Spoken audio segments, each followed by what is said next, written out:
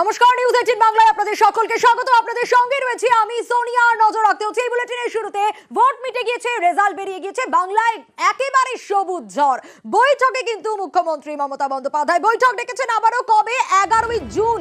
এই বৈঠক কিন্তু পর্যালোচনা বৈঠক। বাংলায় সবুজ ঝড়, ভোট মিটতেই বৈঠকে মুখ্যমন্ত্রী। এই পর্যালোচনা বৈঠকে কারা কারা থাকবেন আরো বিস্তারিত জানবো। সোমরাজ আমাদের প্রতিনিধি রয়েছেন আমাদের সঙ্গে। সোমরাজ, পর্যালোচনা বৈঠক তো অত্যন্ত গুরুত্বপূর্ণ হতে চলেছে। 11ই জুন কাদের কাদের থাকতে বলা হয়েছে, কি থাকবে এই বৈঠকে, কি নিয়ে আলোচনা?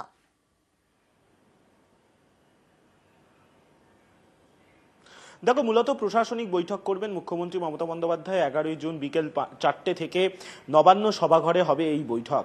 বৈঠকের মূল আলোচ্য বিষয় হচ্ছে প্রশাসনিক স্তরে রিভিউ বা পর্যালোচনা, অর্থাৎ বিভিন্ন প্রকল্প, বিশেষত রাজ্য সরকারের যে প্রকল্পগুলি রয়েছে সেই প্রকল্পগুলি নিয়ে পর্যালোচনা করবেন মুখ্যমন্ত্রী মমতা বন্দ্যোপাধ্যায়।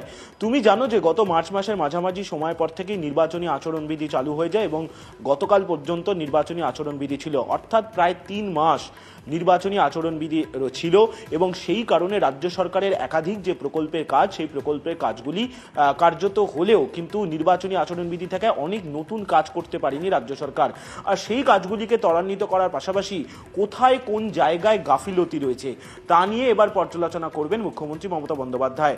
শুধু তাই নয়, প্রশাসনিক সংস্কারও করতে পারেন মুখ্যমন্ত্রী মমতা বন্দ্যোপাধ্যায়, তেমনটাও নবান্ন সূত্রে জানা যাচ্ছে।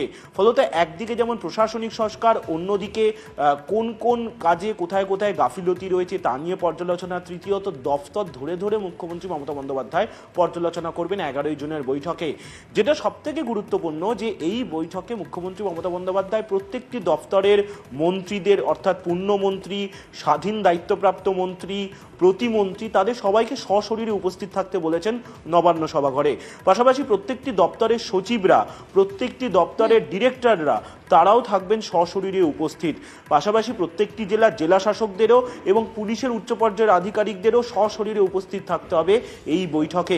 ফলত এক্ষেত্রে একটা বিষয় স্পষ্ট যে মমতা বন্দ্যোপাধ্যায় ফের কড়া কিছু বার্তা বা নির্দেশ দিতে পারেন, বিশেষত কোথায় কোন জায়গায় গাফিলতি রয়েছে বা আগামী দিনে এই সরকারি প্রকল্পগুলিকে কিভাবে পরিচালনা করা হবে, যেখানে বারবারই মুখ্যমন্ত্রী মমতা বন্দ্যোপাধ্যায় কেন্দ্রীয় বঞ্চনা নিয়ে সরব হয়েছেন। বেশ সোমরাজ, অবশ্যই নজর থাকবে 11 তারিখের দিকে। আপনাদের নিশ্চয়ই মনে আছে বাবলু বর্মনের কথা, তাকে জরিমানা করা হয়েছিল। আর তারপর আমরা ভোটের রেজাল্টের পর কি দেখেছিলাম, একেবারে পঞ্চায়েত অফিসে তালা। সেই ছবিটাই আপনাদের একটু দেখাবো। বাবলু বর্মন, তৃণমূল নেতা, ভেটাগুড়ি কোচবিহার, 5ই জুনের ছবি। রেজাল্ট বেরোনোর পরের দিন তালা লাগিয়ে দেওয়া হয়েছিল এবং সেই পঞ্চায়েত অফিসে এবার তৃণমূলের দখলে চলে এলো। নিশীথ প্রামাণিক কোচবিহার থেকে হেরে গিয়েছেন। হেরে যাওয়ার পর এবার জোড়া ফুলে নিশীথেরই ভেটাগুড়ি, যেটা নিশীথের পাড়া, সেই ভেটাগুড়ি ইতিমধ্যে জোড়া ফুলের দখলে। শুভঙ্কর আমাদের প্রতিনিধি রয়েছেন আমাদের সঙ্গে। শুভঙ্কর, সেই জরিমানা থেকে, যখন থেকে জরিমানা করা হয়েছিল ভোটের সময়, আমরা দেখেছিলাম এজেন্ট হওয়ার জন্য এই বাবলু বর্মনকে, রেজাল্ট বেরোনোর পর তালা লাগিয়ে দিয়েছিলেন বাবলু বর্মন পঞ্চায়েত অফিসে। এবার তো সেটা জোড়া ফুলের দখলে চলে এলো।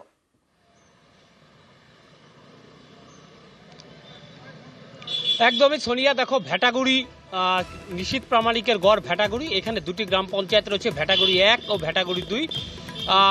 গত মঙ্গলবার লোকসভা নির্বাচনের ফল বেরোলেই দেখা যায় যে তৃণমূল জয়ী হয়েছে, হেরে গিয়েছে নিশীথ প্রামাণিক। এরপরই ভেটাগুড়ি দুটি যে গ্রাম পঞ্চায়েত রয়েছে সেই দুটি গ্রাম পঞ্চায়েতে তালা ঝুলিয়ে দেয় তৃণমূলের নেতাকর্মীরা। এবং এরপর আজ সকালে যেটা দেখা যাচ্ছে, ভেটাগুড়ি 2 গ্রাম পঞ্চায়েতের 9 জন পঞ্চায়েত সদস্য, উপপ্রধান সহ 9 জন পঞ্চায়েত সদস্য, নতুন যিনি সাংসদ জগদীশ বর্মা বসুনিয়া, তার হাত ধরে তারা তৃণমূলে যোগ দেয়। পাশাপাশি দুপুরবেলা ওই ভেটাগুড়ি 2 গ্রাম পঞ্চায়েতের প্রধান পিঙ্কি দে সরকার, তিনিও তৃণমূলে যোগ দেন। এর ফলে ভেটাগুড়ি 2 গ্রাম পঞ্চায়েতের যেটি 18টি আসন ছিল, এখানে বিজেপি ছিল 12টি, তৃণমূল 6টি। এই যে 10 জন বিজেপির পঞ্চায়েত সদস্য, প্রধান উপপ্রধান সহ, তারা তৃণমূলেই যোগ দিতেই ভেটাগুড়ি 2 গ্রাম পঞ্চায়েতের দখল নিল তৃণমূল। সোনিয়া, বেশ। এবং যেভাবে মানুষের উপর ভয় দেখিয়ে তাদের জোর করে বিজেপিদের নাম লিখিয়েছিল, আজকে তারা বুঝতে পেরেছে।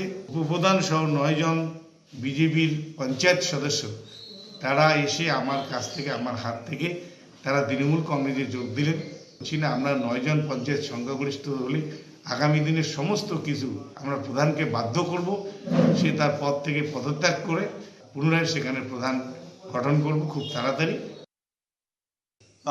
আমরা জনগণের প্রতিনিধি, আমরা জনগণ যেদিকে থাকবে আমরাও সেই দিকে থাকব এবং জনগণকে নিয়ে এমপি সাহেবকে নিয়ে আমরা আগামী দিনে ভেটাগুড়ি 2 নম্বর অঞ্চলকে উন্নয়নের জোয়ারে পৌঁছে দেওয়ার লক্ষ্যে আজকে আমরা আমাদের নবগত এমপি সাহেবের কাছে হাত দিয়ে আমরা পতাকা নিয়ে আমরা তৃণমূল পার্টিতে জয়েন করলাম।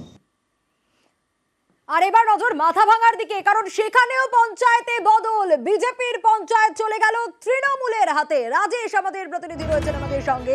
রাজেশ, মাথা ভাঙা, সেখানেও তো ভাঙন, বিজেপির পঞ্চায়েত তৃণমূলের দখলে। হ্যাঁ সোনিয়া, ঠিক যেমনটা তুমি বলছিলে যে মাথাভাঙা 2 ব্লকের পাড়াডুবি গ্রাম পঞ্চায়েত কিন্তু দখলে চলে গেল তৃণমূলের। গত পঞ্চায়েত নির্বাচনে কিন্তু এই গ্রাম পঞ্চায়েত দখল করে বিজেপি। সে সময় বিজেপির সংখ্যা ছিল 12 এবং তৃণমূল কংগ্রেসের আসনের সংখ্যা ছিল 10। তবে আজ কিন্তু পাড়াডুবি যে গ্রাম পঞ্চায়েত, সেই গ্রাম পঞ্চায়েতের উপপ্রধান সহ পঞ্চায়েত সদস্যরা তৃণমূল কংগ্রেসে যোগদান করায় কিন্তু বর্তমানে তৃণমূল কংগ্রেসের আসন হয়ে দাঁড়িয়েছে 13 এবং বিজেপির 9।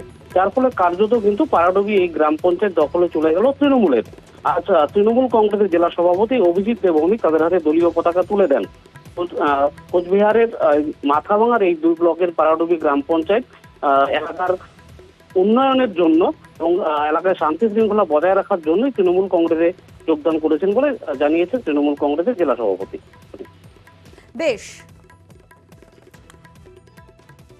আমাদের যেটা কাজ এলাকার উন্নয়ন করা, সেই উন্নয়নে যারা সামিল হতে চান, বিজেপির থেকে 2-4 ভোটে পঞ্চায়েতে জিতেছিল, তারা যদি এসে যায় ভালো। সেখানে বোর্ডগুলো গঠন হচ্ছে, একের পর এক আমাদের তৃণমূল কংগ্রেসের পক্ষে আসছে, এখানে প্রধানগুলো পরিবর্তন হবে। ওই ভদ্রলোক যে বা ভদ্র মহিলা বুথের থেকে পঞ্চায়েতে বিজেপিতে জিতে এসছেন, তাকে তো এলাকায় কাজ করতে হবে। 5 বছর পরে তাকে আমাদের তৃণমূল কংগ্রেসের হয়ে দাঁড়াতে হবে। কাজেই তাদের কাজের জন্য আমরা বলেছি যোগদান করো। প্রধানকে এখানে আমরা নিচ্ছি না, পাড়াডুবিতে প্রধান আমরা নিচ্ছি না। 2019-এ মেদিনীপুর থেকে জয়, তারপরে আসন বদলে দেওয়া হলো, অর্থাৎ জেতা সিট থেকে অন্য কেন্দ্রে পাঠিয়ে দেওয়া হলো। দিলীপ ঘোষের বক্তব্য শোনাবো, তিনি বলছেন জেতা সিট হারার জন্যই প্ল্যান, আসন বদলে হারের পরেই ফের বিস্ফোরক দিলীপ ঘোষ। শুধু তাই নয়, কুর্মীদের নিয়েও মন্তব্য করেছেন তিনি, বলেছেন কুর্মীদের তার বিরুদ্ধে তাতানো হয়েছিল, দাবি দিলীপের। কি বলেছেন দিলীপ ঘোষ শোনাবো। যে যুক্তি তর্ক দেওয়া হয়েছে আমি নাকি ওখানে দাঁড়ালে হেরে যাব, কুর্মীরা আমার বিরুদ্ধে, তো যেখানে কুর্মী ভোট পুরুলিয়া সেখানে তো আমরা জিতে গেছি। কুর্মীদেরকে খেপানো হয়েছিল আমার বিরুদ্ধে, আমাকে সরাবার জন্য। দেবশ্রী যেখানে কাজ করেছে, মন্ত্রী ছিল, আমি তাকে বলেছি তুমি পার্টি কামড়ে পড়ে থাকো, মাটি কামড়ে তুমিই জিতবে। সে আসন আমরা জিতেছি, আর যে জিতেছে সে তার কাউন্সিলর ছিল, তাকে কে চিনত ওখানে? সে তো একটা ওখানে গ্রামীণ পুরসভার নেতা, সে জিতে গেল, দেবশ্রী জিততো না। এর পিছনে কি আছে, কেন করা হচ্ছে, এটা তো ভাবতে হবে। কিছু তো আছেই, না হলে যারা পুরনো পার্টির প্রতিষ্ঠিত নেতা তাদেরকে হারাবার জন্য পাঠানো হয়েছিল নাকি কি জন্য? লোকে হারা সিট জেতার জন্য প্ল্যানিং করে, এ তো জেতা সিট হারাবার জন্য প্ল্যানিং হয়েছে মনে হচ্ছে। আর এবার লকেট চট্টোপাধ্যায়ের একটা মন্তব্য শোনাবো। রাজ্য নেতৃত্বে কিন্তু লকেট চট্টোপাধ্যায় একেবারে ক্ষুব্ধ, দিল্লির সুখ্যাতি করছেন, কিন্তু প্রশ্নের মুখে বাংলার নেতারা প্রশ্নের মুখে। যতদিন যাবে তত বুঝতে পারবো। হারের পর লকেট চট্টোপাধ্যায়ের এই মন্তব্যে কিন্তু ইতিমধ্যেই জল্পনা তৈরি হয়েছে।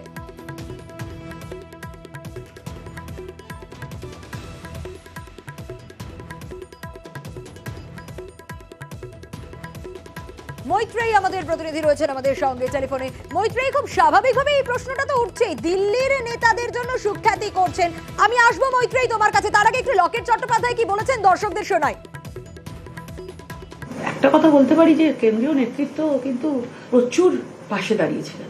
রাজ্যের বিষয়টা মানে অনেক কিছু জিনিস আছে, সেগুলো আমরা কথা বলবো। কেন্দ্রীয় নেতৃত্ব, রাজ্য নেতৃত্ব নিশ্চয়ই সব কথা তো হয় না, কি আছে আস্তে আস্তে, মানে এত তাড়াতাড়ি সবকিছু আসে না, অনেক কিছু সময় লাগবে আসতে। যত দিন যাবে আমরা অনেক কিছু বুঝতে পারবো, সময় লাগবে। এবং এই পরাজয় মনে হয়, এটা আমি মনে করি না এটা আমাদের সত্যিকারের পরাজয় হয়েছে, কেননা আমাদের বহু মানুষ বিজেপিকে ভোট দিয়েছে এবং বিকল্প হিসাবে বিজেপিকেই চায়। হয়তো আমাদের কিছু ভুল থাকতে পারে, তো অনেক কিছু বিষয় আছে, কিন্তু আমাদের ডেফিনেটলি আমাদের পর্যালোচনা করতে হবে। মৈত্রেয়ী আমাদের প্রতিনিধি রয়েছেন আমাদের সঙ্গে। মৈত্রেয়ী, রাজ্য নেতৃত্বের দিকে ইঙ্গিতপূর্ণ একটা মন্তব্য, তার মন্তব্যে তো জল্পনা তৈরি হবে, কারণ দিল্লির নেতারা, কেন্দ্রের নেতারা অনেক সাহায্য করেছেন, আর রাজ্য নেতৃত্ব। দেখো, এই প্রশ্নে কিন্তু ব্লকেট চট্টোপাধ্যায় চুপ করে রয়েছেন। কার মুখে আজকে যখন তাকে জিজ্ঞেস করা হয় যে এই যে পরিস্থিতি হয়েছে তিনি পর্যালোচনা করছেন কিনা, তিনি কিন্তু স্পষ্টতই বলছেন যে তিনি কেন্দ্রীয় নেতৃত্বকে সব বিষয়টা জানাবেন, কোথায় সমস্যা, কি কারণ, এবং যদি তার কাছে সমস্ত এবং তথ্য সংক্রান্ত সবকিছু নিয়ে তিনি কেন্দ্রীয় নেতৃত্বের সঙ্গে কথা বলবেন। এবং বারবার তার কথায় কিন্তু কেন্দ্রীয় নেতৃত্বর ভূয়সী প্রশংসা শোনা গিয়েছে। সেখানে যখন রাজ্য নেতৃত্বের প্রসঙ্গ উঠেছে তখন কিন্তু তিনি বলেছেন যে রাজ্যের নেতৃত্বকেও কিন্তু ভাবা উচিত যে কেন এই আসন কমলো এবং কেন হারের দিকে এতগুলো আসন কমে গেল এবং পার্সেন্টেজ অফ ভোটের ক্ষেত্রেও কোথায় সমস্যা হলো। এবং ঠিক দিলীপ ঘোষের কথার সুরেই কিন্তু শোনা গিয়েছে লকেট চট্টোপাধ্যায়ের গলাতেও। সেখানেও কিন্তু তিনি বলছেন যে এই পরিস্থিতিতে নেতাদের চুপ করে থাকা উচিত, নেতাদের চুপ করে কর্মীরা কি বলছেন, কেন এই এরকম ফলাফল হলো সেটা শোনা উচিত। ফলে কোথাও গিয়ে এই প্রশ্নটা উঠছে যে কোথাও গিয়ে কি নেতারা, অর্থাৎ নেতাদের কোনো অংশের দিকে কি তিনি ইঙ্গিত করছেন যারা কর্মীদের কথা শুনতেন না বা কর্মীদের যে একদম অন গ্রাউন্ড যে সমস্যার কথা সেইগুলো কি তাদের কাছে গিয়ে পৌঁছাতো না। এবং শুধু সেটাই নয়, তারপরে যখন তার আসনে হারের সম্পর্কে প্রশ্ন তোলা হয়, হুগলির আসনে যে হুগলির মানুষ কি তাকে ছেড়ে দিলেন, সেক্ষেত্রেও কিন্তু তিনি বলছেন যে নাকি এখানে অন্য কোনো কনস্পিরেসি ছিল। তিনি কিন্তু পরিষ্কার বলছেন যে হুগলির মানুষ তাকে অত্যন্ত ভালোবেসেছে। ফলে সেখানে কনস্পিরেসি থিওরির দিকেও কিন্তু তিনি একটু ইঙ্গিত দিচ্ছেন। এটাই সবথেকে বড় প্রশ্ন, একটা কনস্পিরেসি থিওরির দিকেও ইঙ্গিত যাচ্ছে লকেট চট্টোপাধ্যায়ের মন্তব্যে। বেশ মৈত্রেয়ী।